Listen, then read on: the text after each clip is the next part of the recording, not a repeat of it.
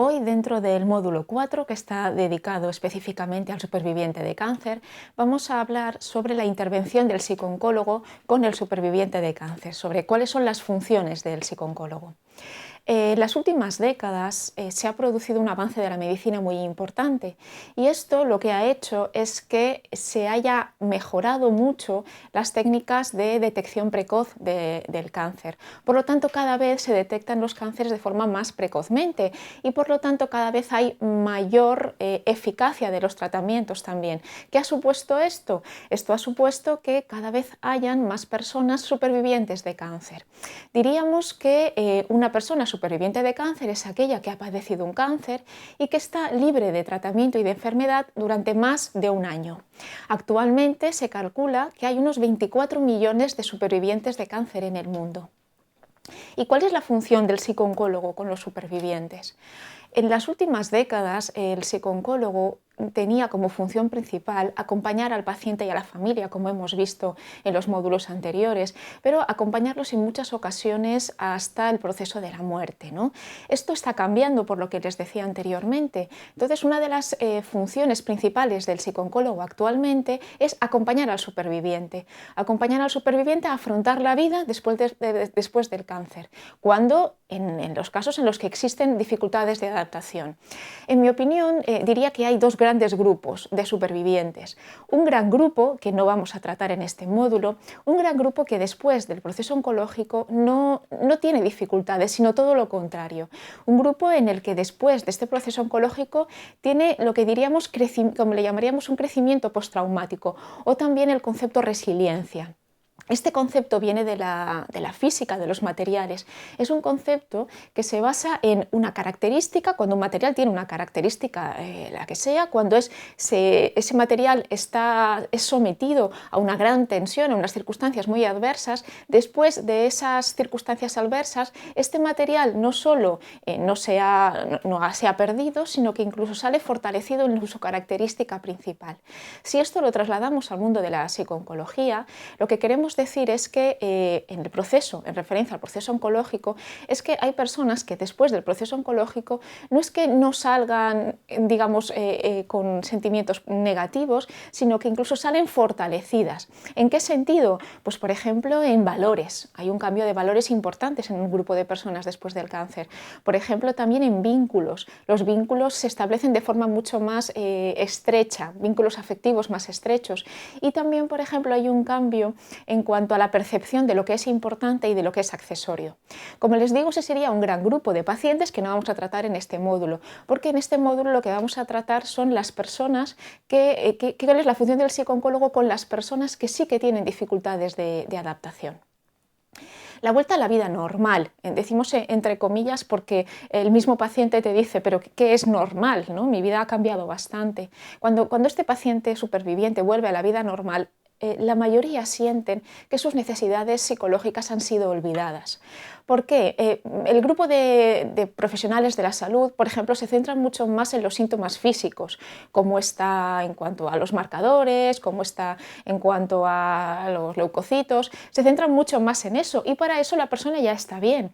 La familia, por ejemplo, se centra también más en ver que ya está bien, en minimizar los efectos, ¿no? Pues como te veo muchísimo mejor o las relaciones sociales que también se centran en lo mal que te he visto, lo bien que te veo ahora y una frase muy típica, ¿no? de lo que necesitas es volver a trabajar.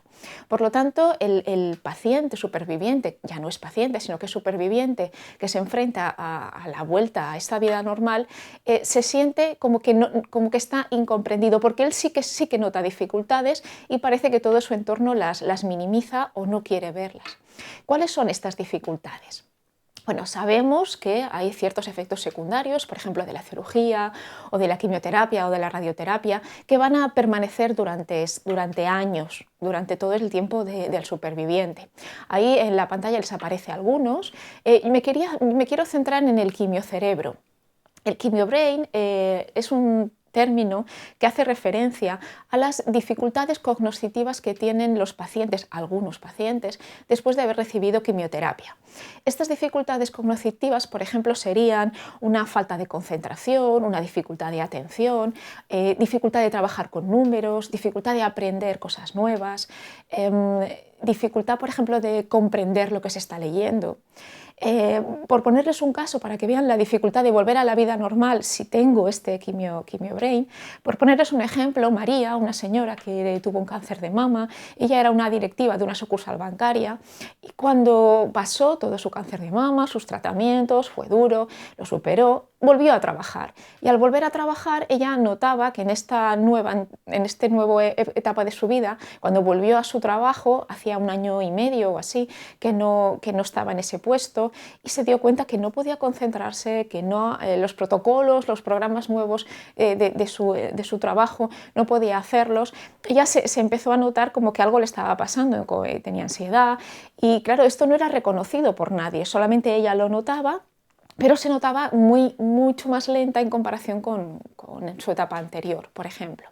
Otra serie de dificultades, les he puesto aquí menopausia inducida o alteraciones sexuales. Por ponerles otro ejemplo, Pepa, una señora que tuvo también un cáncer de mama, que estuvo en tratamiento hormonal, y cuando volvió a su vida normal empezó a crecerle el pelo, pero el pelo ya no tenía nada que ver con su pelo, era un pelo con mucha menos vida, un pelo con mucha menos cantidad. Además tenía bastantes problemas, casi incluso de calvas importantes. Por este tratamiento hormonal había cogido muchísimo peso, que no era su peso por mucha dieta que hiciera. Es decir, ella cuando se miraba al espejo no se reconocía como ella, ¿no? Y ella trabajaba como dependiente. Imagínense lo que eso puede suponer para ella volver a la vida entre comillas normal y encontrarse que no se reconoce a sí misma. Como ven, también hay dificultades en cuanto a la vida laboral, la interrupción de la vida laboral y la interrupción de las tareas evolutivas. Por ponerles ejemplos, un chico que le han detectado un cáncer cuando todavía no es padre y que por la quimioterapia pues, ya no puede ser padre, ¿no? Si la persona se puede plantear o no el poder hacer algún tratamiento previo para poder en algún momento ser padre. Estas son un ejemplo de las generalidades que la persona se puede encontrar con dificultades a lo largo de todo este proceso de afrontamiento de la vida normal. ¿Y cómo afecta emocionalmente al paciente? Como les digo, a un gran número de pacientes les puede provocar incomprensión, soledad, aislamiento, también una sensación de hipervigilancia, ¿no? De estar constantemente a ver si me duele aquí, parece que noto lo mismo que notaba antes, una sensación de angustia por el miedo a la recurrencia o inseguridad. Y les he querido destacar 2 síndromes característicos en los supervivientes, el síndrome de Damocles y el síndrome del superviviente. El síndrome de Damocles no solamente hace referencia a la inseguridad que siente alguien cuando va a hacerse sus revisiones periódicas, a esa sensación de que me cae la espada, sino que también hace referencia a la incapacidad de trazarme planes futuros, ¿no? Por ponerles un ejemplo, Rosa, una chica que cuando ella tenía su revisión, tenía un cáncer de cérvix y cuando tenía que hacer su revisión a los 6 meses ella no planificaba absolutamente nada hasta que no viniera la visita con el oncólogo. Por ejemplo, quiero hacer un curso, no, si es después, recuerdo que la fecha era 6 de junio, ¿no? Todo lo que sea después del 6 de junio yo no puedo planificar nada porque no sé qué va a pasar hasta justo después de esa fecha, ¿no? O el síndrome del superviviente. El síndrome del superviviente hace referencia a la culpabilidad que puede sentir una persona. Por ejemplo, una persona que a su familia, muchos de los miembros de su familia sí que han tenido un cáncer y ella está viva y otros no. O hace unos años, cuando las quimioterapias se daban en salas, que a lo mejor también se hacen en algunos sitios, en salas comunes con muchas personas a la vez, que coincidían ellas cada 15 días o cada 3 semanas. Entonces, entre ellas se conocían y veían que Pepita no viene hoy, Juanita ya ha fallecido y esa persona continuaba adelante. Entonces, este síndrome hace referencia a eso, ¿no? Al por qué yo sí y otros no han sobrevivido. Siguiendo con las dificultades, como les he ido comentando, hay unas dificultades en la reincorporación laboral importante, porque en muchas ocasiones no se le reconoce la incapacidad laboral. Un ejemplo de Ana era una chica que tuvo un cáncer de cérvix y que estuvo sometida a radioterapia, y esta radioterapia le producía cada X tiempo unas diarreas muy importantes. Cuando ella se reincorporó a trabajar le dieron el alta, pero ella era jefa de obra en ese momento en recursos humanos, entonces ella no podía estar en su trabajo porque tenía que buscar un baño constantemente. Entonces, estos son problemáticas añadidas. Además, también el cambio en la dinámica familiar y de pareja durante la época del tiempo de la enfermedad. Por ejemplo, una chica que ha vuelto a casa de sus padres, y ahí le han sobreprotegido, han vuelto a hacer como si ella fuera una niña, y cuando todo esto acaba ella tiene que irse de allí. Los padres pueden vivirlo como la abandonamos, o incluso ella puede sentir la sensación de ¿qué hago si me voy de aquí, ¿no? ¿Qué será de mí si ya no estoy bajo la protección de mis padres? También hay otras afectaciones emocionales en relación a los amigos, ¿no? A las relaciones sociales.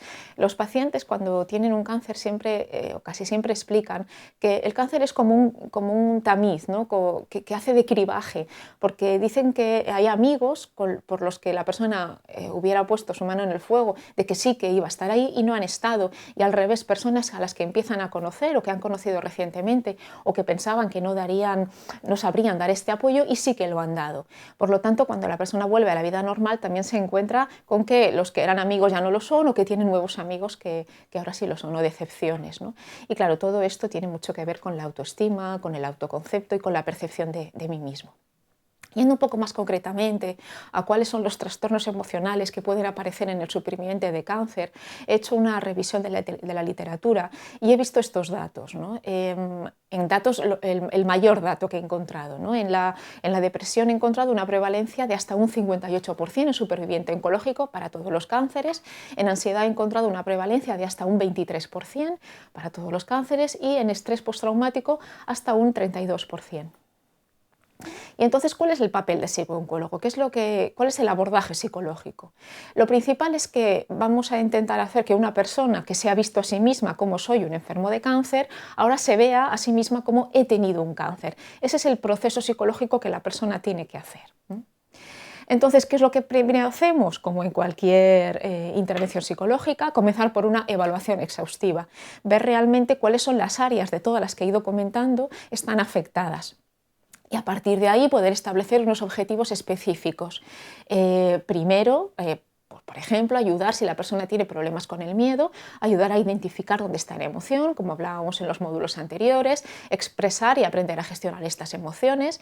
Si, por ejemplo, la persona lo que tiene es un problema, como les comentaba, de percepción de la imagen corporal, pues por ejemplo por el pelo o por el peso, pues ayudar a mejorar el afrontamiento y la adaptación a los cambios. Si, por ejemplo, es un tema de pareja o es un tema de familia, pues facilitar la comunicación y también facilitar el entrenamiento en lo que les he comentado antes, que es la resiliencia, es decir, a salir de ese proceso oncológico fortalecido. Estos serían los objetivos específicos, pero en general el psicooncólogo se tiene que centrar en estos tres objetivos, que para mí son los fundamentales. Casi siempre el superviviente oncológico necesita información y apoyo, por lo que le digo, porque las otras áreas, las otras patas de los apoyos, como es la familia, los amigos o los otros profesionales sanitarios, ya lo minimizan o se centran más en los síntomas físicos. Otro objetivo general sería recuperar la cotidianeidad.